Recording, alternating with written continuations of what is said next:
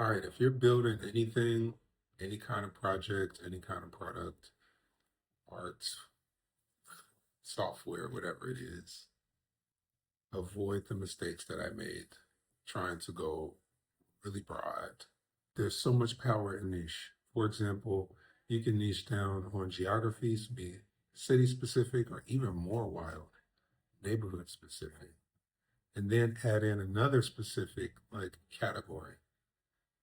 Then add in another specific age range, gender, and just keep narrowing down the offer to a small group of people who have a very painful problem. Whether you're making music for the heartbroken who live in Wisconsin and has insomnia in the wintertime, or in my case here in Berlin, building for uh, athletic, wellness focused brands looking to access established communities in Berlin, wellness communities.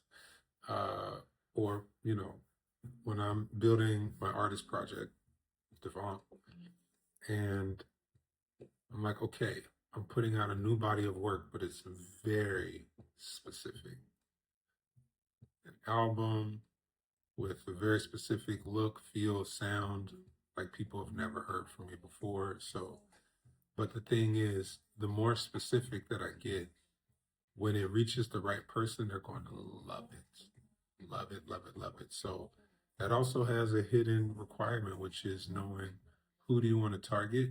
And that does require some research, right? But the deeper I go into niching down, the more excited I get because I'm like, duh.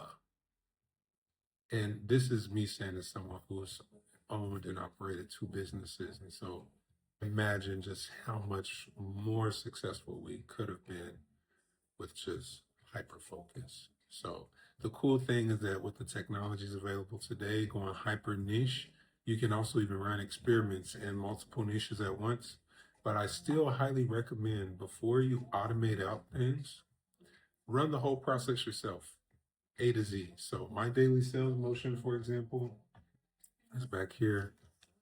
I have it digitally also in Asana, but I'm a hands-on, tactile kind of guy. So I do my whole sales motion, and there are daily steps that I do for every potential customer. And after I do all of those steps, then I also incorporate doing a squat and a push up, connecting it to something physical.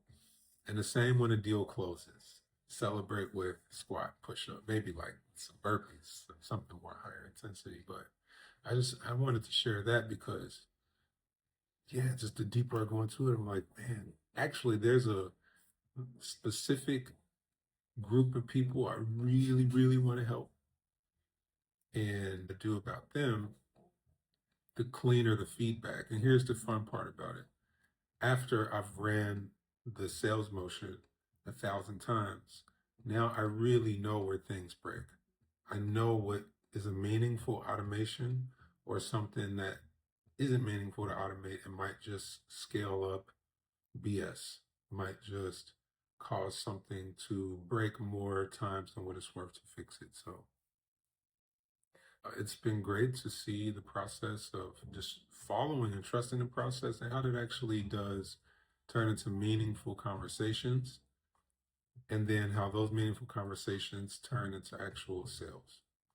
So I highly recommend you go and purchase Alex Hormozy's book, $100 Million Offers.